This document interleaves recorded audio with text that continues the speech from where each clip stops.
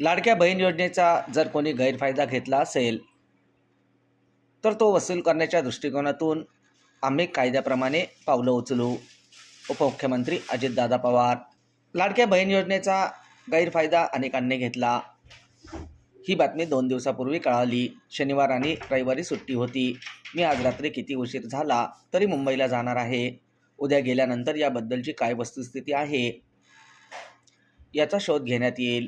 लाडक्या बहिणींकरता आणलेली ही योजना पुढे चालू ठेवायची, परंतु त्यामध्ये काहींनी चुकीचा अर्थ काढून गैरफायदा घेण्याचा प्रयत्न केला. जर अशा प्रकारचा गैरफायदा घेऊन या योजनेचा लाभ घेतला असेल तर तो वसूल करण्याच्या दृष्टिकोनातून आम्ही कायद्याच्या प्रमाणे पावले उचलू, असे प्रतिपादन उपमुख्यमंत्री अजित पवार यांनी रविवारी 27 जुलै रोजी दुपारी 5 वाजता प्रसारमाध्यमांशी बोलताना केलंय. ते मला 2 दिवसापूर्वी बातमी कळलेली आहे. शनिवार रविवार सुट्टी होती. मी आज रात्री किती उशीर झाला तरी मुंबईला जाणार आहे. उद्या गेल्यानंतर याबद्दलची काय वस्तुस्थिती आहे, कारण मागच्या निवडणुकीच्या आधीच्या काळामध्ये ही योजना गरीब लाडक्या बहिणींच्या करता, ज्यांचं 2.5 लाखाच्या आतमध्ये उत्पन्न आहे, अशा लाडक्या बहिणींच्या करता आणलेली ही योजना आहे. पुढेही ती चालू ठेवायची, परंतु त्याच्यामध्ये काहींनी त्याचा चुकीचा अर्थ काढून गैरफायदा घेण्याचा प्रयत्न केलेला असेल. त्याच्यामध्ये काही नोकरदार भगिनी पण होत्या अशी आमची माहिती आहे. तेही तपासायला सांगितलेलं आहे. गेले 2-3 दिवस ह्यामध्ये पुरुषांचा पण समावेश झालेला आहे असंही बोललं जातं. तसं झालेलं असेल तर पुरुषांनी अशा प्रकारचा गैरफायदा घेऊन ह्या योजनेचा लाभ घेतलेला असेल तर तो वसूल करण्याच्या दृष्टिकोनातनं आम्ही काय पावलं कायद्याच्या प्रमाणे उचलता येतील ते उचलू.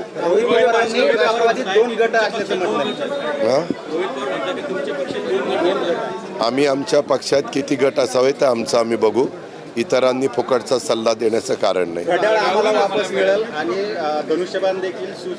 ठीक आहे. हे का तुम्हाला ना पत्रकारांशी मी ह्याच्याकरता बोलत नाही.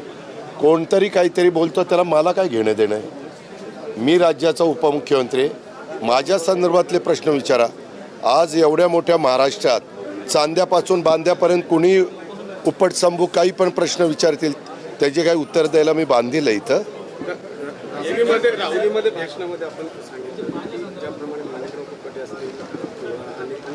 मी कुणाचं एकाचं तरी नाव घेतलं? किती खोटं बोललो. हे एक मिनिट, हे असे धंदे बंद करा. आपल्याला एक चौथा स्तंभ म्हणून आम्ही बघतो. आमची आदराची भावना तुमच्याकडे बघायची आहे, परंतु जे आमच्या तोंडातच नव्हतं ते तोंडात घालण्याचा का प्रयत्न करतायत तुम्ही? भाषण पूर्णपणे तिथं टेप झालेलं आहे. सगळं भाषण वाचा. एकाही मंत्र्याचा उल्लेख मी तिथं केलेला नाही. मी जरूर देशाचे पंतप्रधान नरेंद्र मोदी साहेबांचा, रेल्वे मंत्री वैष्णवी साहेबांचा, केंद्रीय गृहमंत्री सहकार मंत्री अमित भाईंचा, हे वेगवेगळे जे काही योजना आहेत त्याच्या संदर्भातला उल्लेख केला. आपल्या राज्याचे मुख्यमंत्री देवेंद्रजी फडणवीस साहेबांचा, एकनाथराव शिंदे साहेबांचा उल्लेख केला. जे केला आहे तो केला आहे. त्याच्यामुळे मी इतरांचा कुणाचा उल्लेखच केला नाही. तो मुद्दामच दिलेला नाही आहे. काय आपल्याला अडचण? आपल्याला काय अडचण? त्या संदर्भामध्ये तो कधी द्यायचा आहे ते राज्यामधले मुख्यमंत्री आणि दोन्ही उपमुख्यमंत्री ठरवतील. तोपर्यंत प्लॅन, इस्टिमेट आणि बाकीच्या गोष्टी करण्याच्या सूचना ह्या जिल्हाधिकाऱ्यांना DPOला दिलेल्या आहेत. निधी हा ACS प्लॅनिंगच्याकडे जमा झालेला आहे, परंतु मागच्या काळामध्ये नाविन्यपूर्ण योजनेमध्ये दिलेला निधी ह्याच्यात काही गैरप्रकार झालेत असं पुढं आलेलं आहे. ते तपासायचं काम चाललेलं आहे. त्याच्यात जर गैरप्रकार होत असतील तर हा जनतेचा पैसा आहे. तो जनतेच्याच विकासाच्या करता योग्य पद्धतीनं खर्च झाला पाहिजे.